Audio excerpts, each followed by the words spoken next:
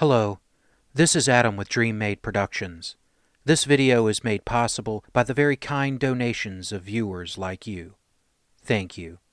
If you are in a position to help this channel improve quality and grow, please visit my Patreon page at www.patreon.com/DreamMadeProductions, linked below.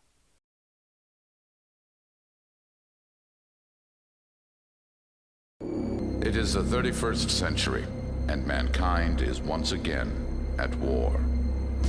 The battlefields of the future are dominated by huge robotic war machines known as battlemechs. Hello, and welcome back to The Arsenal, a series where we look at the weapons, equipment, and technology of the BattleTech universe.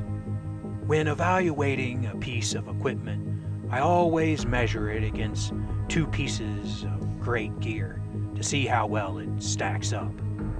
The medium laser we already covered. You may be shocked to discover that today's topic is my favorite weapon in all of BattleTech. Light enough to be carried even by recon mechs, yet powerful enough to still be of use to the big boy assaults.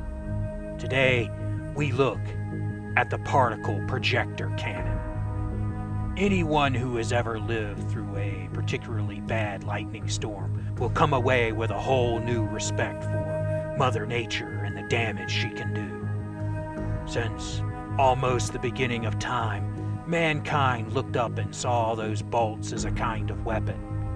I find it interesting that Zeus, king of the Greek gods, weapon of choice is the thunder or lightning bolt. In a time when mankind's weapons were powered by purely mechanical energy. Yes, I know Greek fire was a thing, don't even start. We instinctively knew that those bolts would make a fine weapon, assigning its power to the realm of the gods. It would take centuries, but eventually someone would discover lightning was in reality electrical energy. And eventually electrical energy was harnessed. It was used to power the modern world, at the time spanning cities, then nation-states, then continents and oceans, finally leading up to mankind leaving the cradle.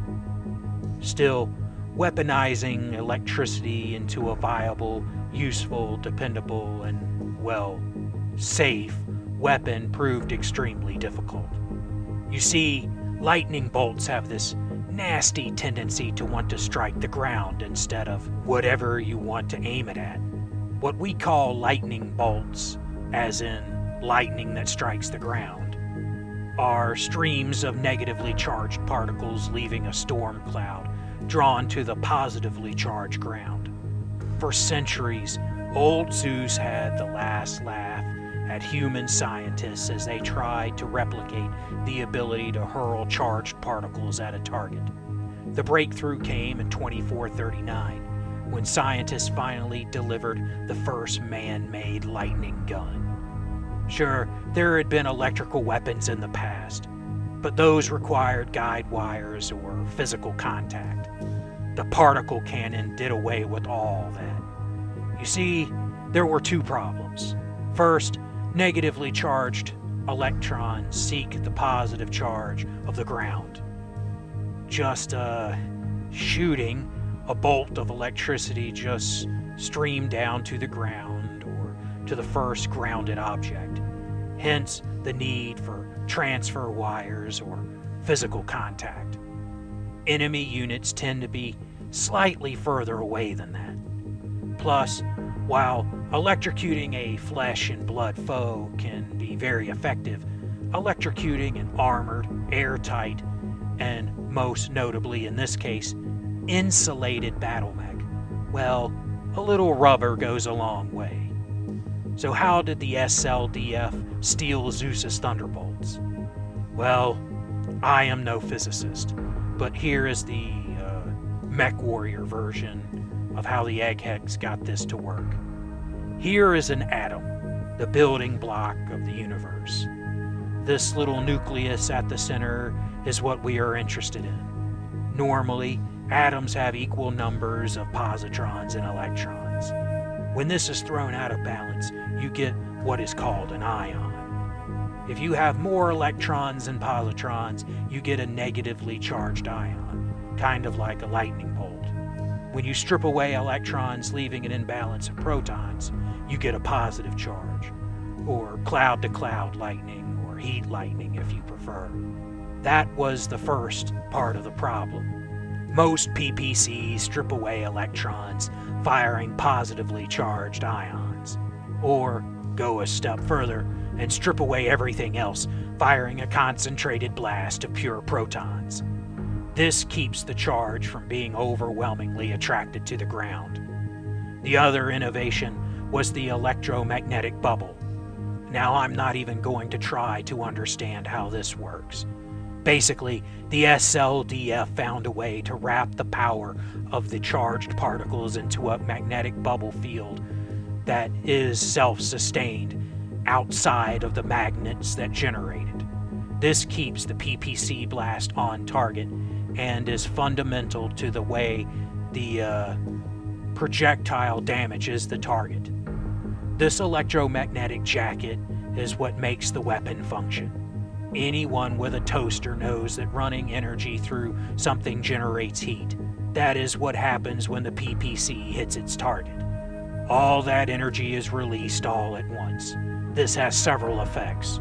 First, there is the physical impact of the ions or positrons. Not a lot compared to an autocannon, but still much more than a laser. At the same time, all that electrical energy is released into the target, quickly transforming itself into heat energy, melting whatever's there, very much like a laser does. Finally, since you have all that energy running around, if there is a crack or imperfection in the target's insulation, it could get into the mech's electrical system. How bad that is really depends. Most of the time you get a burned out relay. Not a big deal, there are backups. Sometimes, though, you could blow out more delicate systems, like computers or sensors.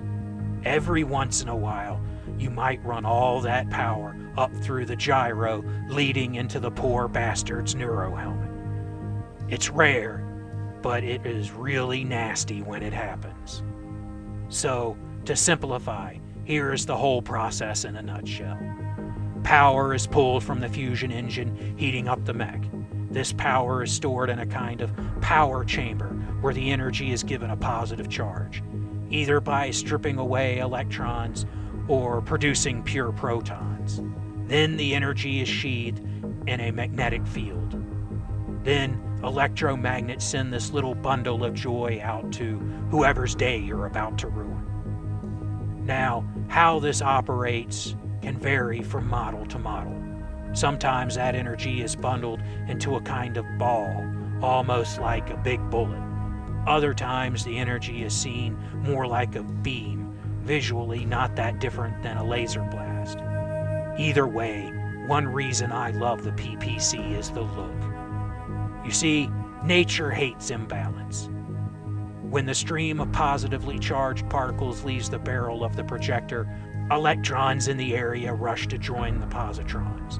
But they can't because the electromagnetic field keeps them out.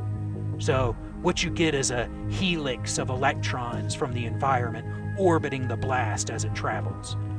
That blue blast of crackling energy is mesmerizing or terrifying, depending upon which end you are on. At 7 tons, the weapon is heavy. At 3 criticals, it is not an overly large weapon. Its appearance changes depending on the manufacturer and how the PPC operates. The old Donald PPC has a long barrel and a blocky power chamber found on a lot of heavy and assault mechs, while the Draconis Combine Lord's Light PPC, made famous on their Panther, features a much smaller barrel and a power chamber that is not hardline attached. The weapon is still the same size, but appears to be smaller, since the power chamber is fully inside the Panther's arm, instead of causing a protrusion like on the Warhammer, Thug, Awesome, and others. Firing the PPC does generate 10 heat, which is a lot, but each heat gets you 1 damage, so it is still very reasonable in my opinion. Its range is impressive, especially compared to its counterparts, the large laser and AC-10, being deadly accurate out to 6, slightly unwieldy at 12, and the electromagnetic bubble that holds it together will fail at 18 or very shortly after. One drawback is that a safe PPC becomes very difficult to use at under 4. This minimum range is not the weapon per se. Virtually all PPCs include a field inhibitor. This field inhibitor works with the combat computer to control the energy flow. The goal here is to keep the energy from feeding back.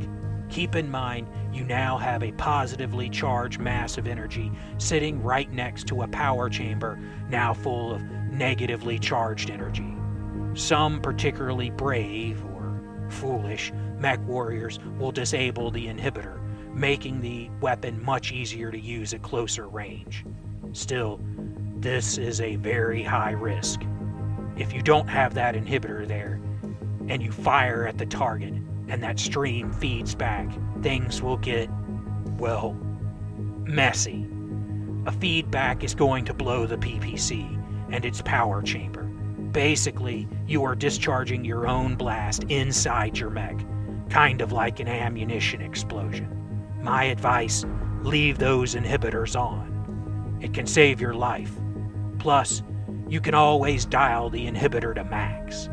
Nothing pleases the kiddies like a controlled and, mostly safe lightning storm. Hey, they do it on Solaris all the time, it's not just me. Anyway, another reason I love the PPC is its versatility. It is a kind of weapons platform, if you will. Kind of like the old AK-47. Capable and effective in its base format, but it can be customized to increase its effectiveness in certain roles. The PPC has all kinds of attachments, add-ons, and redesigns that, well, we will get into at a later time. Before I close out for the day, I just wanted to make a comment. In my coverage of stealth armor, I was a little critical of the stuff. I stand by all that I said. I do think the stuff is kind of a waste. But an old pal of mine pointed out ultra-long-range weapons like the LB2XAC and ER-LRMs.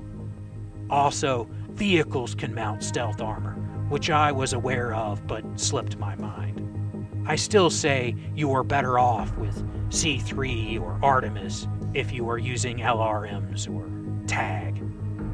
Then again, having a longbow or LRM carrier stealthed up, firing LRMs at a target who has been narked, well, that could be interesting. It could be also useful for arrow-equipped mechs.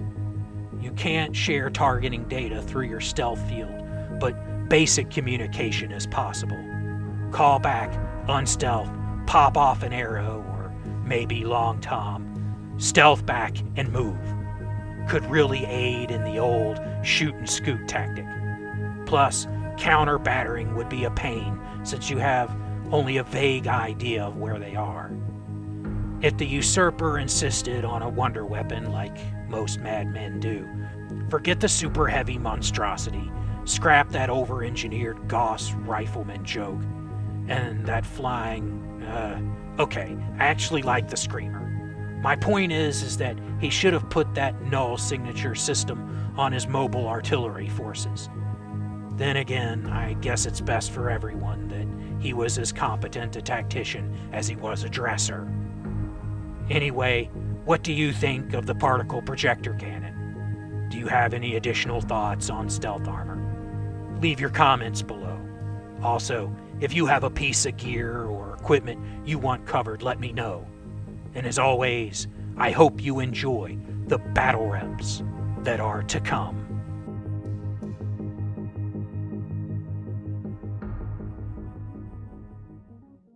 Hello, this is Adam with Dream Made Productions. Thank you for watching my content. It really means a lot that you have given me the chance to entertain you. If you would like to support the channel, please visit my Patreon at patreon.com/DreamMadeProductions, linked below. Also below is a link for PayPal, or links if you would like to send crypto, if that's more your thing. Please know any amount that you give will be cherished and used to upgrade equipment and improve the channel. You can also help the channel by subscribing, turning on notifications, liking, commenting, and sharing my channel with anyone you think might be interested. Thank you again for watching, and I hope you enjoy the battle reps that are to come.